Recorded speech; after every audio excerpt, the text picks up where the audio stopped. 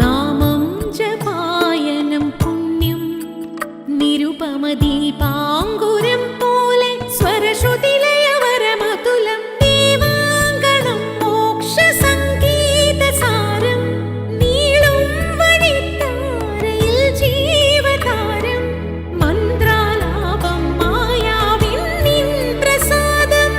ദീപം ദീപം ദീപം.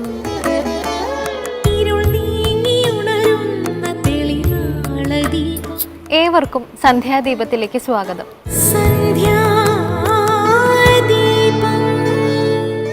ഇന്ന് ധനുമാസത്തിലെ തിരുവാതിര, മഹാദേവന്റെ ജന്മദിനമാണ് ഈ പുണ്യദിനം എന്നാണ് സങ്കല്പം. ശിവപ്രീതിക്കായി പാർവതീ ദേവിയും തോഴിമാരും ചേർന്ന് നടത്തിയ ആഘോഷങ്ങളുടെയും പൂജകളുടെയും അനുസ്മരണമാണ് തിരുവാതിര ദിനത്തിലെ ചടങ്ങുകൾ. തിരുവാതിര വ്രതം ദീർഘദാമ്പത്യത്തിനും കുടുംബ ഐക്യത്തിനും ഐശ്വര്യത്തിനും കാരണമാകും എന്നാണ് വിശ്വാസം. നരവംശം ഉണ്ടായ കാലം മുതൽ ആരാധനാ സമ്പ്രദായം ഉണ്ടായിരുന്നുവെങ്കിലും ഇന്നത്തെ രീതിയിൽ ക്ഷേത്രങ്ങൾ പണിഞ്ഞ് ആരാധന നടത്തുന്ന സമ്പ്രദായം വളരെ കാലം കഴിഞ്ഞാണ് നിലവിൽ വന്നത്. തുറസായ സ്ഥലങ്ങളിൽ ആരാധന സ്ഥാനമാക്കി മാറ്റിയ ആദ്യകാല ഗോത്രങ്ങൾ അമ്പലം എന്ന രീതിയിലേക്ക് മാറിയത് ആര്യന്മാരുടെ വരവോടെയാണ് എന്ന് വേണം കരുതാൻ. ഇനി നമുക്കൊരു ക്ഷേത്ര സന്നിധിയിലേക്ക് പോകാം ദീപാരാധന കാഴ്ചയ്ക്കായി.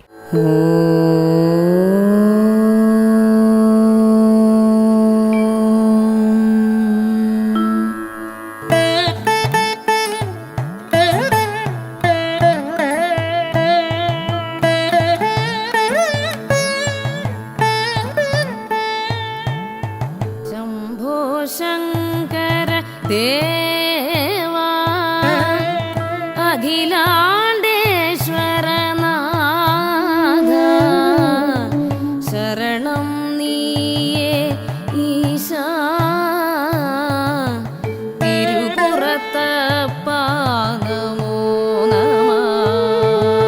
ദക്ഷിണ കേരളം നിരവധി ശിവക്ഷേത്രങ്ങളാൽ അനുഗ്രഹീതമായ പ്രദേശമാണ്. അത്തരത്തിൽ ഒരു മഹാസന്നിധിയിലേക്കാണ് നാം ഇന്ന് എത്തിച്ചേരുന്നത്. തിരുവനന്തപുരം ജില്ലയിൽ നെയ്യാറ്റിൻകരയിൽ നിന്നും ഏതാണ്ട് 7 കിലോമീറ്റർ സഞ്ചരിച്ചാൽ തിരുപ്പുറത്തെത്താം. ഇവിടെയാണ് പുരാതനവും പ്രസിദ്ധവുമായ തിരുപ്പുറം മഹാദേവ ക്ഷേത്രം. ദേവദേവ മഹാദേവ ആനന്ദദായക ഗിരിജേശ കനിഞ്ഞനുഗ്രഹിക്കൂ ഇന്ദ്രാദിവന്ദ്യ ശ്രീകണ്ഠേശ്വര നമോ നമഃ. കേരളത്തിലെ ശിവക്ഷേത്രങ്ങളിൽ ഏറ്റവും പുരാതനമായ ക്ഷേത്രങ്ങളുടെ പട്ടികയിൽ ഉൾപ്പെടുത്താവുന്ന ഈ ക്ഷേത്രം അപൂർവമാകുന്നത് ഇവിടുത്തെ ത്രയലിംഗ പ്രതിഷ്ഠയിലൂടെയാണ്. തിരുപ്പുറത്തപ്പ വിളിപ്പുറത്തപ്പ തിരുപ്പുറത്തപ്പ വെളിപ്പുറത്തപ്പ ശ്രീ മഹാദേവ മംഗളദായക. ആദ്യകാല ചരിത്രരേഖകളിൽ ഈ ക്ഷേത്രത്തിന്റെ പരാമർശം ഉള്ളതുകൊണ്ട് തന്നെ അതിനു മുമ്പിൽ സ്ഥാപിതമായ ആരാധനാലയമാണിതെന്ന് മനസ്സിലാക്കാം.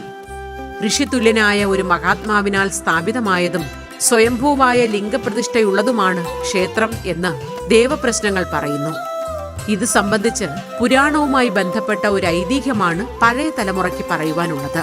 വേദവേദാന്ത സാര സർവസ്വമേ ശിവ ശിവ ശംഭോ നമോ നമഃ. താമരാക്ഷൻ, കമലാക്ഷൻ, വിദ്യുന്മാലി എന്നീ 3 അസുരന്മാർ ബ്രഹ്മദേവനെ തപം ചെയ്ത് അമൂല്യങ്ങളായ വരങ്ങൾ നേടി. അതിലൊന്ന് 3 പേരെയും ഒന്നിച്ച് ഒരു ആയുധത്താൽ മാത്രമേ വധിക്കാൻ കഴിയൂ എന്നതായിരുന്നു. തികച്ചും അസാധ്യമെന്ന് കരുതിയിരുന്ന ഈ വരത്തിന്റെ മറവിൽ അസുരന്മാർ ദേവന്മാർക്കും മറ്റും നിരവധി ദ്രോഹങ്ങൾ ചെയ്ത് അഹങ്കാരികളായി ജീവിച്ചു.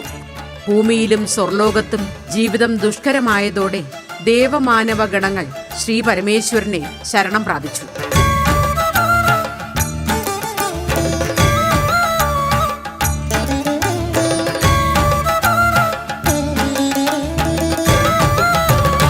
പ്രത്യേക പുരങ്ങളിലായി ആകാശം ചുറ്റുന്ന ഈ അസുരന്മാരെ നിഗ്രഹിക്കുന്ന ചുമതല ആശ്രിതവത്സലനായ മഹേശ്വരൻ ഏറ്റെടുത്തു.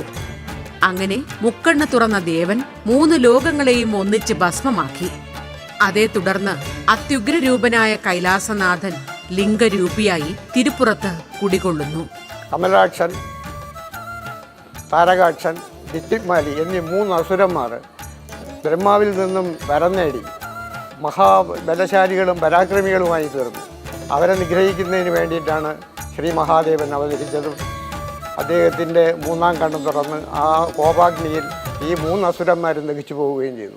ഒന്നായി വന്നിട്ട് മൂന്നായിരുന്നിട്ടും രൗദ്രം മാറാത്ത പുരഹരാ. എന്നാൽ ശിവന്റെ ഉഗ്രസ്വരൂപത്തിന്റെ ശക്തി മുഴുവൻ കുടികൊള്ളുന്ന ഏകപ്രതിഷ്ഠ ലോകത്തിന് തന്നെ അപകടമുണ്ടാക്കിയേക്കാം എന്നതിനാൽ അതിലെ ശക്തി മറ്റ് 2 ശിവലിംഗങ്ങളിൽ കൂടി ആവാഹിച്ച് പ്രതിഷ്ഠിക്കുകയായിരുന്നു. അതാണ് ഇവിടുത്തെ ത്രയലിംഗ പ്രതിഷ്ഠയുടെ ഐതിഹ്യം. തൃക്കണ്ണ് ത്രിപുരരെ ഭസ്മമാക്കി തിരുപുറത്തെത്തി ത്രൈലോക്യനാഥൻ. ഇവിടെ 3 പ്രതിഷ്ഠകളാണുള്ളത്. പ്രധാന പ്രതിഷ്ഠയ്ക്ക് 2 വശത്തുമായി ശിവലിംഗം തന്നെ 3 പ്രതിഷ്ഠകളുണ്ട്. അതിൽ പ്രധാനപ്പെട്ട പ്രതിഷ്ഠയുടെ പ്രഭാവം കുറയ്ക്കാൻ വേണ്ടിയിട്ടാണ് 2 ഭാഗത്തുമായിട്ട് ഇങ്ങനെ ശിവലിംഗം സ്ഥാപിച്ചത്.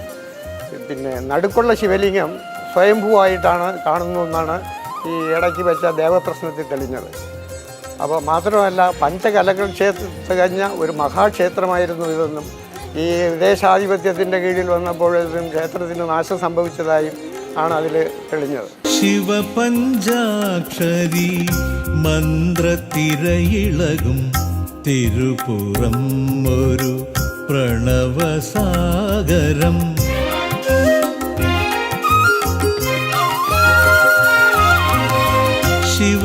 ശിവപഞ്ചാക്ഷരി മന്ത്രത്തിരയിളകും തിരുപുറം ഒരു പ്രണവസാഗരം.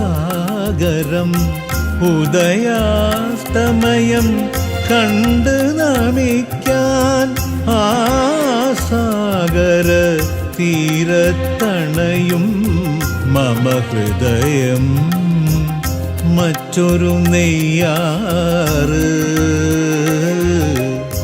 മമ ഹൃദയം മറ്റൊരു നെയ്യാറ്.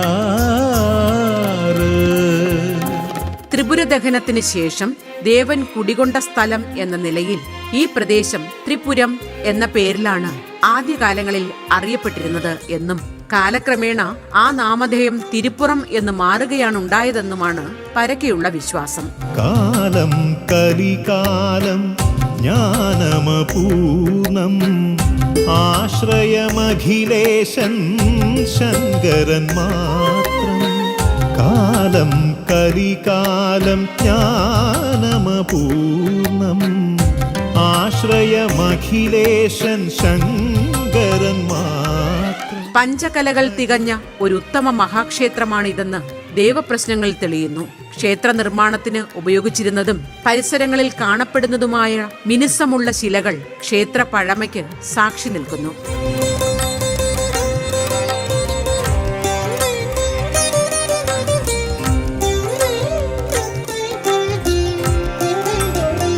കിഴക്കോട്ട് ദർശനമായാണ് ശ്രീകോവിൽ. അതിനുള്ളിൽ പ്രധാന പ്രതിഷ്ഠയ്ക്ക് ഇരുവശവുമായി തന്നെ 2 മറ്റ് ശിവലിംഗങ്ങളും പ്രതിഷ്ഠിച്ചിരിക്കുന്നു. ത്രിപുരങ്ങൾ ദഹിപ്പിച്ച ത്രിലോചനൻ തിരുപുറത്തൂരിൽ തുടികൊട്ടിയെത്തി. ത്രിപുരങ്ങൾ ദഹിപ്പിച്ച ത്രിലോചനൻ തിരുപുറത്തൂരിൽ തുടികൊട്ടിയെത്തി. ത്രയലിംഗ പ്രതിഷ്ഠയിൽ സ്വയംഭൂവായി വീടെ ത്രിപുരാന്തക സ്വാമി കുടികൊള്ളുന്നു. പ്രധാന ശ്രീകോവിലിന് തെക്ക് മൂലയിലാണ് ഗണപതി ക്ഷേത്രം. കിഴക്കുവശത്തുള്ള ദേവീക്ഷേത്രത്തിൽ 2 പ്രതിഷ്ഠകളാണുള്ളത്. ഒന്ന് മഹിഷാസുരമർദ്ദിനിയും മറ്റൊന്ന് ശാന്തസ്വരൂപിണിയായ ശ്രീ പാർവതിയും. അതിനടുത്ത് തന്നെ ധർമ്മശാസ്താവിന്റെ ദേവാലയം കാണാം. വടക്ക് കിഴക്ക് മൂലയിലാണ് നാഗരാജ പ്രതിഷ്ഠ. ശാസ്താവിൻ്റെയും ദുർഗാ ഭഗവതിയുടെയും ഗണപതിയുടെയും ഉപദേവാലയങ്ങളും ഇവിടെയുണ്ട്. ധാരാളം ജനങ്ങൾ പല ഭാഗത്തു നിന്നും ഇവിടെ പൂജയ്ക്കായി വന്നു ചേരുന്നുണ്ട്.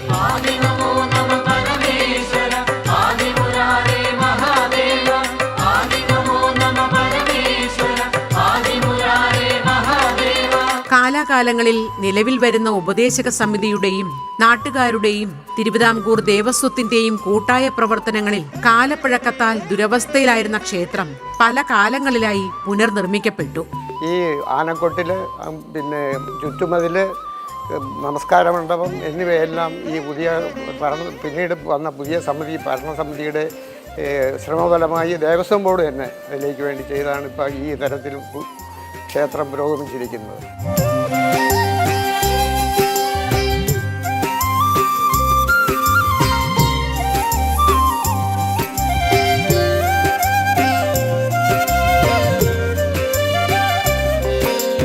രൗദ്രഭാവത്തിൽ കുടികൊള്ളുന്ന ദേവീദേവന്മാർ എല്ലാം ക്ഷിപ്രപ്രസാദികളാണ് എന്നാണ് സങ്കല്പം. അതുകൊണ്ട് തന്നെ തിരുപ്പുറത്തപ്പനും ഭക്തർക്ക് വളരെ വേഗം അനുഗ്രഹങ്ങൾ ചൊരിയുന്നു.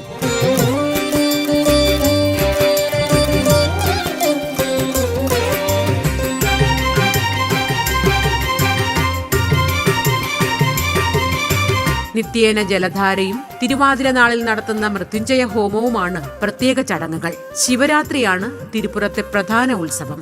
ശിവരാത്രിക്ക് 9 ദിവസം മുമ്പ് കൊടിയേറി ശിവരാത്രി ദിനം ആറാട്ടോടെ ഉത്സവം അവസാനിക്കുന്നു. ശിവരാത്രിക്ക് 10 ദിവസത്തെ ഉത്സവവും അത് കഴിഞ്ഞ് 3 ആനകളോടുകൂടിയ അകമ്പടിയോടുകൂടിയ ആറാട്ടും നെയ്യാർ എന്ന ഭാഗത്ത് ആറാട്ടും നടത്താറുണ്ട്. ഭഗവാന്റെ ജന്മനാളെന്ന് പറയുന്നത് ധനുമാസത്തിലെ തിരുവാതിരയാണ്. അന്നും പ്രത്യേക എഴുന്നള്ളത്തും പൂജയും കാര്യങ്ങളും എല്ലാം തന്നെ ഇവിടെ നടന്നു പോരുന്നുണ്ട്.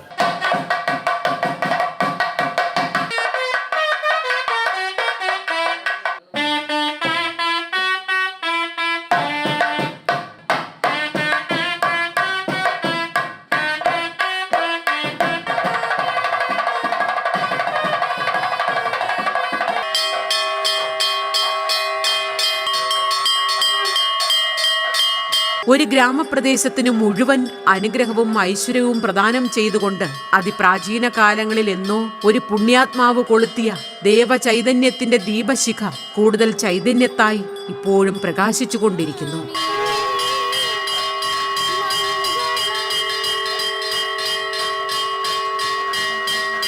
മംഗളം നിത്യമംഗളം ശുഭ മംഗളം ശിവമംഗളം. അഭീഷ്ടസിദ്ധിയുടെ അവസാന ആശ്രയമായ ശ്രീ മഹാദേവന് മുന്നിൽ നമുക്കും കൈകൂപ്പാം. ശംഭോ മഹാദേവ. മഹാദേവ മംഗളം നിത്യ മംഗളം നിത്യമംഗളം മംഗളം നിത്യമംഗളം മംഗളം നിത്യമംഗളം.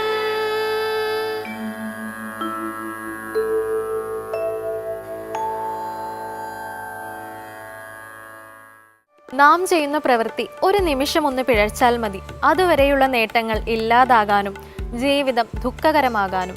ശബ്ദം കേട്ട ദിക്കിലേക്ക് അമ്പെയ്ത ദശരഥന് അത് പുത്രശോകത്താൽ മരിക്കാനുള്ള കാരണമായി. ഒരു കൗതുകത്തിനായി മന്ത്രം പരീക്ഷിച്ച കുന്തി ജീവിതം മുഴുവൻ പുത്രശോകത്താൽ നീറി കഴിയേണ്ടി വന്നു. അതിനാൽ ജീവിതത്തിലെ ഓരോ പ്രവൃത്തിയും ശ്രദ്ധയോടെ ചെയ്യാൻ ശ്രമിക്കുക. ഇന്നത്തെ സന്ധ്യാദീപം ഇവിടെ അവസാനിക്കുന്നു. ഏവർക്കും നന്ദി.